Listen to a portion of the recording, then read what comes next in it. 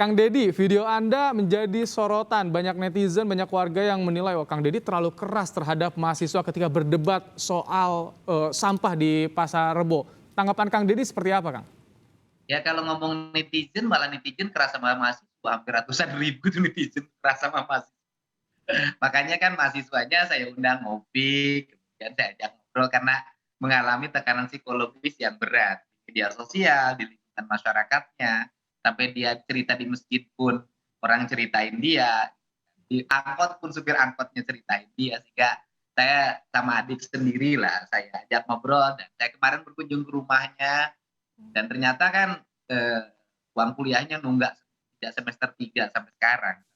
Saya beresin, sehingga dia tinggal tenang kuliah sampai wisuda udah Kang Deddy, ya. sebetulnya yang ingin disampaikan oleh mahasiswa tersebut ke Kang Deddy apa sih? Kalau saya kan lihat potongan videonya agak terpotong karena Kang Deddy langsung terus ngegas dalam tanda Iya, petik. gini yang pertama adalah latar belakang pribadi ya, bahwa dia keluarga pedagang dan sering berdagang ya di pinggir jalan. Oh. Jadi ada kecemasan, kekhawatiran nanti dirapihkan.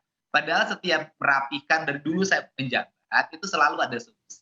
Saya selalu memindahkan pedagang pada pasar yang pasarnya gratis. Itu dulu ya. Hmm. Kalau sekarang sudah jadi anggota DPR kan memotivasi kawan-kawan yang ada di sini untuk tetap Purwakarta sebagai tempat tinggal saya harus bersih, tertib, dan indah karena banyak teman-teman saya yang berkunjung ke sini selalu bercerita bahwa ini harus ditingkatin lagi deh kayak dulu kebersihannya Kang Didi, itu teman-temannya diberitahukan ya makanya saya mengajak memberitahukan pada mereka. Nah, Baik. kemudian apa sih yang ada dalam pikiran mahasiswa itu?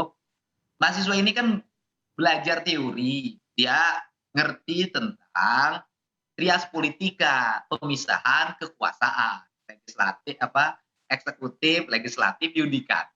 Nah, padahal kan saya waktu itu kan tidak bertindak sebagai wakil ketua komisi 4 gitu loh.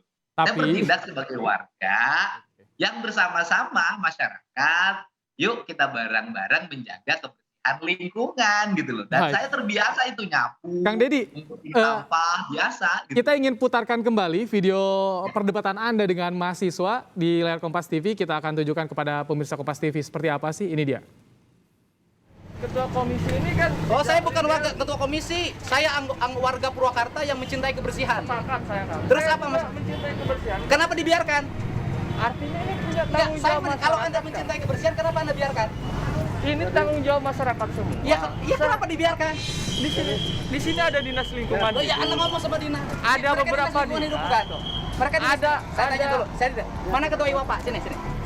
Ketua Iwa sebagai warga yang ingin Purwakarta bersih.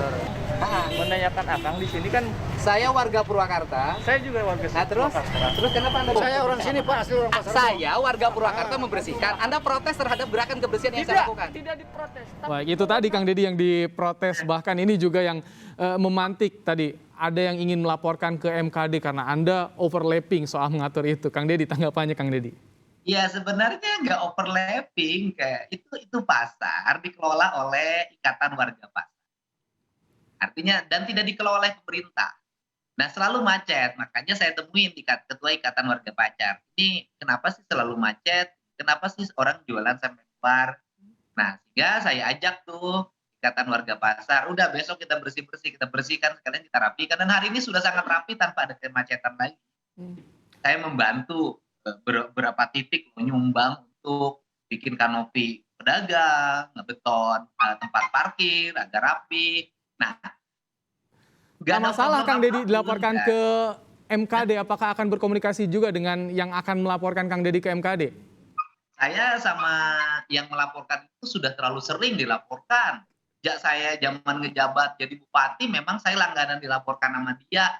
Jadi udah nggak aneh lagi. Dan saya tahu kok yang ngelaporin ini bagaimana. Baik, Kang Deddy, jadi aksi Kang Deddy di YouTube channelnya itu spontanitas atau memang ingin inspeksi bagaimana kondisi di lapangan atau bagaimana sih? Seperti apa? Spontan. Jadi saya tuh biasa kalau misalnya gini loh, kebiasaan saya itu bisa dilihat dari YouTube saya. Jadi kalau lewat ada sesuatu yang dalam pandangan saya itu tidak elok, saya biasa berhenti, langsung turun. Saya bilang panggil ketua IWOPA-nya mana. Kenapa Anda biarkan pasar ini kotor? Nah itu pertama.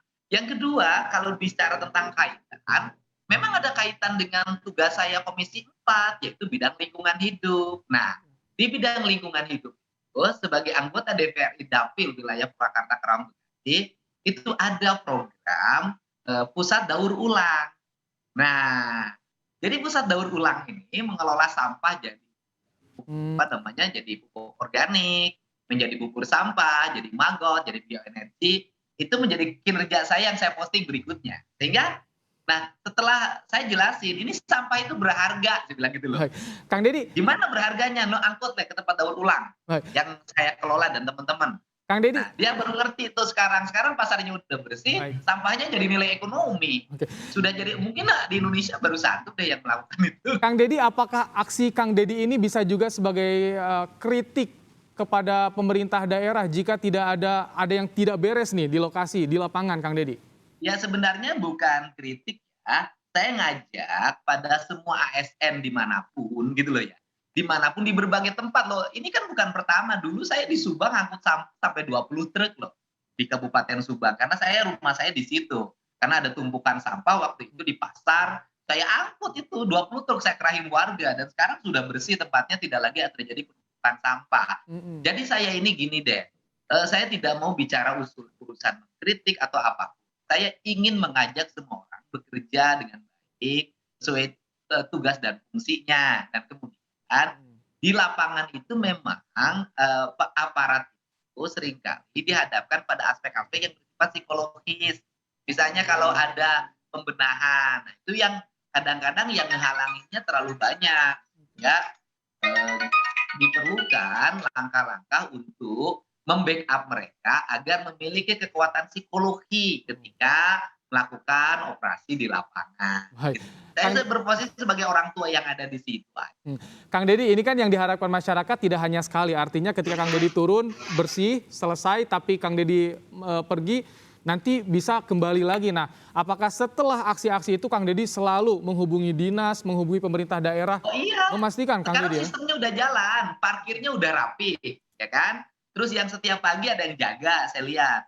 Petugas kebersihannya sudah yang jalan dan pengangkutan sampahnya udah tepat karena dibutuhkan di pusat daur ulang itu.